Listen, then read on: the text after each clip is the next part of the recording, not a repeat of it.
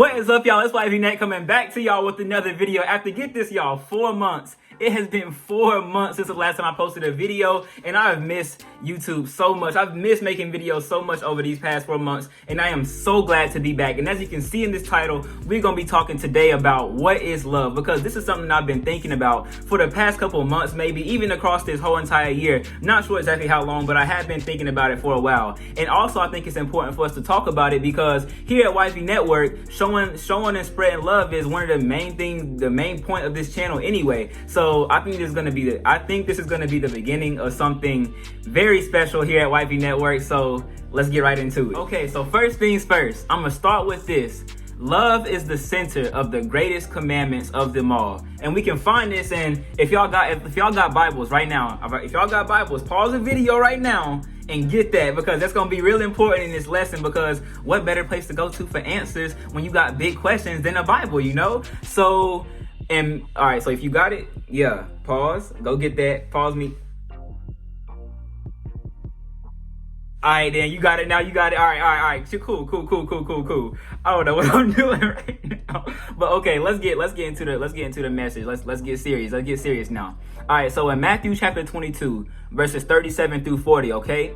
Okay, let me give y'all some context if y'all haven't read this chapter yet. So pretty much Jesus is going around, he's doing this teaching and stuff like that. And then these people called Pharisees and Sadducees and things like that, they're the big wise teachers. They're very well known. They're supposed to be the experts in Judaism, okay? So pretty much Jesus is going around doing this teaching, and they don't like him because they looking at Jesus like, oh, this dude think he know everything, huh? Let's ask him some tough questions. Let's ask him some big questions, all right? Because we trying to make a fool of this dude. So they was trying to make a fool of Jesus, right? Okay, so pretty much I'll start at I'm in Matthew chapter 22. I'm gonna start in verse 34. So, but when the Pharisees heard that he had silenced the Sadducees with his reply, they met together to question him again. One of them, an expert in religious law, tried to trap him with this question: "Teacher, which is the most important commandment in the law of Moses?"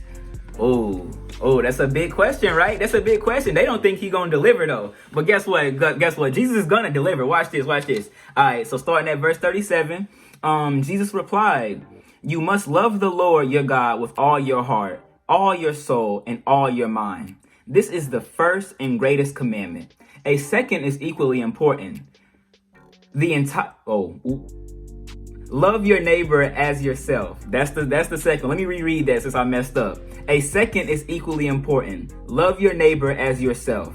The entire law and all the demands of the prophets are based on these two commandments. That is what Jesus says. So first of all, love God with all your heart, all your soul, and all your mind. That's the first and greatest commandment. And the second that is equally important is loving your neighbor as you love yourself. That's exactly what we need to be doing every single day of our life. Love. Love is the center of everything that we need to be doing. So that poses the question though, what is love? How do we show love? What even is love in the first place? That's a big question that so many people have, and we're going to answer that question today. So get this. In 1 Corinthians 13, Paul gives a great description of what love is. And this is what he says, starting at verse 4. Like I said, if you have your Bibles, read along with me. I may have a slightly different version than you, but it's saying the same thing. So starting at verse 4, love is patient and kind. Love is not jealous or boastful or proud or rude. It does not demand its own way. It is not irritable, and it keeps no record of being wronged. It does not rejoice about injustice, but rejoices whenever the truth wins out. Love never gives up, never loses faith, is always hopeful, and endures through every circumstance. That is an amazing description of what love is. And I was just praying last night, right? And I asked God what love was. He responded, "All the counseling and comfort that I've shown you, the way that I was there for you through all those tough situations, how I've remained the same way, my love for you has not changed. That is love." I also mentioned how he had taken me for exactly who I was, even though I was a mess, right? And he agreed that too was love. So let's look at the last verse of 1 Corinthians chapter 13, verse 13. Paul says 3 things will last forever: faith, hope, and love. And the greatest of these is love. All right, so we're gonna tie all this stuff together. Just bear with me here, all right? So this is what I have written. All right. So I've been thinking, why is real love something that so many people desire but very few people find? Then it all just clicked. From the time we are born, every person seeks the love that is spoken of in 1 Corinthians 13. There is a choice involved, though. The choice is where we will look to find that love. Most of us look to people. Our parents, friends, girlfriends, boyfriends, husbands, wives. Some of us will find something good in people. We may find something that seems like love, but still, deep down in our hearts, we desire more. Okay, so we're gonna tie this together. Watch this. All right. This all makes perfect sense once you look deep into 1 Corinthians 13. Look at what he says. So if you want to pause for a second and just read 1 Corinthians 13 one more time. You know what? I know for the sake of time, I'm not trying to take up too much time, but I want to read it one more time. I'm sorry, y'all. All right. Love is patient and kind. Love is not jealous or boastful or proud or rude. It does not demand its own way. It is not irritable, and it keeps no record of being wronged. It does not rejoice about injustice, but rejoices whenever the truth wins out. Love never gives up, never loses faith, is always hopeful, and endures through every circumstance. And as I continue, we were just talking about how so many people desire love, but still feel like they never really found true love. And we're gonna make this all make sense.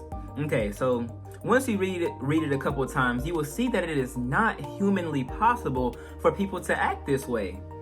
It is not human nature. Love is to endure through every circumstance. We would be lying to ourselves if we said that we as humans did not sometimes lose our patience with people, become unkind, or say something rude, demand that something be done our way and only our way, and if it isn't done our way, we may just say, well, forget it then. It is even true that sometimes we may lose our faith and become hopeless. Nothing of flesh, now that's humans, animals, bugs, anything. Nothing of flesh can live up to that standard. Now that does not mean that we should not try our best to live up to that standard. We should most definitely try to live up to that standard to the best of our abilities. So that leaves only one person that we can go to for real, true, unconditional, unwavering, always perfect love. That person is none other than the Lord. Okay, so from the time we are born, although we are born in sin, we are really seeking the Lord. It all makes sense. God is love. Look, listen. God is forever. So that is why as we say in 1 Corinthians 13:13, love is forever. And as long as there is a God, we can have faith. And along with faith comes hope. Now, the point of all this is not to make you feel like you can't show love. True, only God can show perfect love, but it's still our job as Christians to show as much love as we possibly can. The real big point is to show us that only through God can we even attempt to show love, because He is the source of love. After you have experienced the love of God, you will then be able to go out and share that love with others. Through our Father, there is love. And that is my first video. If you guys need to rewind and listen to that, this may be something that you need to listen to more than once. I did make a couple of mistakes, and read these chapters and verses that I use if you want to for yourself, because it's great stuff. It's really great stuff. Guys, thank you so much for tuning in. I plan to keep making videos. This is really important to me, guys, and I don't want to take another 4-month break ever again. I really want to try my best to get videos up at least weekly or bi-weekly. If worst case scenario, once a month. But I really want to be putting videos up here consistently, guys, because I have a message to spread. And this is probably going to be a series. We're going to talk about how we can show love, who we should show love to, and other different aspects of love. But this is just the intro right here. So thank you all for watching. If you haven't already, subscribe. Please subscribe, turn on post notifications, like, share, do all, all the other stuff. Not trying to force y'all to do